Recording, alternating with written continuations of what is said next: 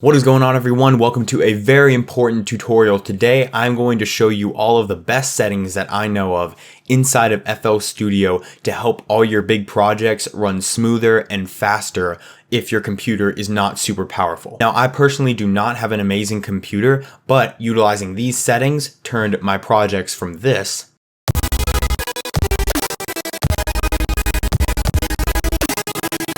into this.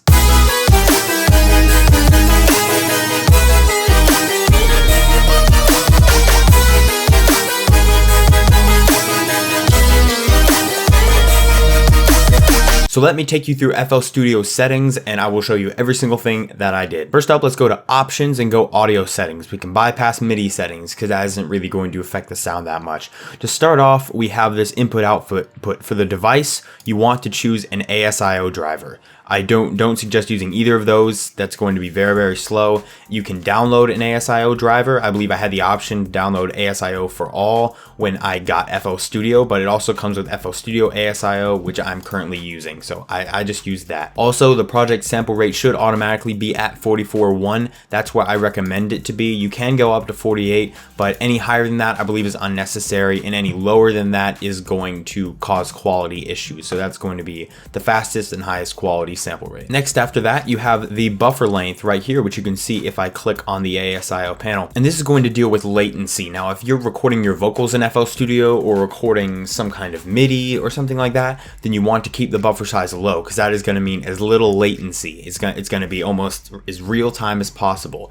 But if you have it up higher, you're going to have less CPU issues. It is probably going to glitch when you're way down there, but when you bring the buffer length up super high, it's not going to glitch as much. For me, I don't need to do a lot of recording, but I do a lot of heavy processing, so I like to keep it up as high as possible. Also, enable the mix-in buffer switch and the triple buffer to help processing in that respect. All right, now coming down to this little CPU option, select all three of these buttons. Just make sure all three of those are on, especially these two. These come in very important later. This is a huge aspect in making sure your CPU is running properly. Make sure you have those on. Down here for the mixer, I just chose 16-point sync. I believe it started on 24, but I went down to 16. That's just average quality. You're not going to hear much of a difference with that. There is almost no difference at all. You'd be totally fine taking it a little lower, bumping it a little higher. I would just like to stay on the lower end of average quality. All right, so that's it for the audio. Moving on to the general tab here. What we are going to do is just change animations to don't distract me.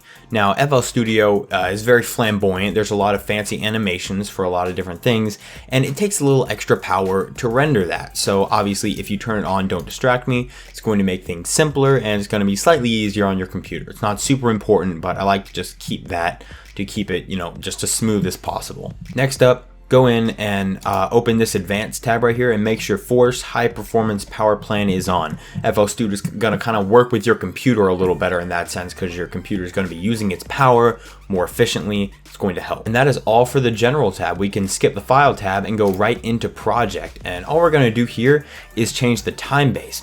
Right now the time base is on 48. It starts at 96, so it starts like this. You can see we're zoomed in a little bit more now. And what this does is this is like the resolution of your screen, how far you can zoom in. If I'm in 96, I can zoom in that far maximum, which is a pretty good length. That's pretty standard as far as how far you can zoom in. If you wanted to zoom in farther, then you could bring it up farther to 120 and you can zoom in a little more. But this takes up a lot of power. If you bring it up really high to where you can zoom in, your computer is going to be doing a lot more individual processing, and that is very, very heavy. There will be times when my projects are glitching out when I'm at 96, and if I bring it down to something like 48, suddenly the project runs smooth. I highly recommend testing that out. Don't go below 48 though. I have gone to 24 and MIDI has played properly. However, when you go down to 24, first of all, you can't zoom in very far. Second of all, audio files can get very messed up. They can get distorted and weird, and it can just ruin some of the sound. So I don't go to 24, I keep it at 48. And that is actually all you have to do as far as the settings in the project and in any of these settings tabs. That's all I have to do. Now there are some things I want to go over outside of the settings tab. And what that is first off, making sure that all your sounds, or at least most of them, are going into mixer tracks, especially the ones that are having the biggest effect. You know, if you have a serum with a lot of voices, the CPU is really going to have to be working hard to process that. Make sure it is routed into an individual track instead of going directly to the master. Because how this works with your CPU is, let's say you have a CPU with 4 cores, right? And even if they have a good, you know, if they're clocked well, one core is processing 10 serums is going to be dying.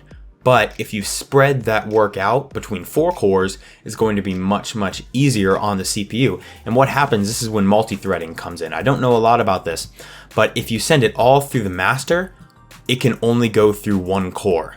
So if you send 10 serums through, or let's just say 4 serums through the master, 1 core is going to be working with all 4 of those. However, if you put each of the serums into individual mixer tracks, each one can work through a different core. You can spread the work out more. So make sure that pretty much everything, especially as far as VST plugins, are routed into the mixer. If you have some audio files here and there that aren't routed in the mixer, that's okay. It's not going to be a big effect. Just make sure that the heavy stuff is going through their individual tracks. Hey, me from the future here, just doing a little edit to this video. I realized during the video editing process that I have forgotten one key point that a lot of people know about, and I know I'm going to get called out for it if I don't mention it. It is the Smart Disable for All Plugins feature. This is an amazing feature, especially if you're running out of CPU on your really big projects. Well, all you have to do is just go up to Tools, Macros, and switch Smart Disable for all plugins. It's super easy. You can just keep that on as much as you can. It is a lifesaver. It's basically going to turn off all the plugins that are not being used. If they're not actually playing and outputting sound, FL Studio will turn them off. It'll switch them off, which means a lot less processing for the big projects. So make sure that is on. And lastly, we get to arguably the most important part of this video. This is something that is not easy to figure out unless you were specifically told. I did some research, and you can hear this lead right here. It is just a serum. And what I'm doing here, I have some voices, so this is taking up a certain amount of CPU. Serum is very CPU heavy. But what you need to do is you need to go into these settings right here. It starts out as settings like this. You have to go into processing and make sure allow threaded processing is enabled. This means that, again, it's the same thing like the mixer track. It's going to spread the work out between the cores. My CPU has a good amount of cores, so the more cores you have, you can spread it out easier. And most CPUs nowadays have multiple cores. If you got a decent system, then you're going to have multiple cores. So this is really going to be important.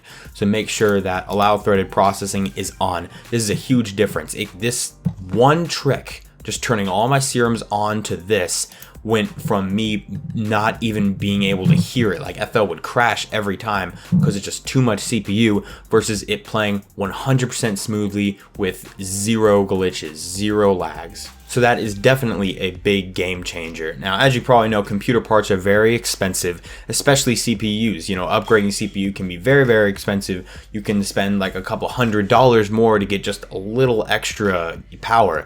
And a lot of times it's not completely worth it because there are so many just simple things you can do in FL Studio to optimize them. Now, if there are any more secret settings, tips and tricks inside of FL Studio that will help performance that I did not mention in this video, let me know. Let everyone else know in the comments below. And if you're watching this, I urge you to go look in the comments to see if somebody mentioned something else, because getting the most power out of your system is very important, especially when you're making electronic music like I do. Takes up a lot of power. So thank you so much for watching. I hope you found this tutorial helpful. If you did, leave a like below or subscribe, even better. And I will see you guys in the next video. Also check me out on SoundCloud. I have music. Bye.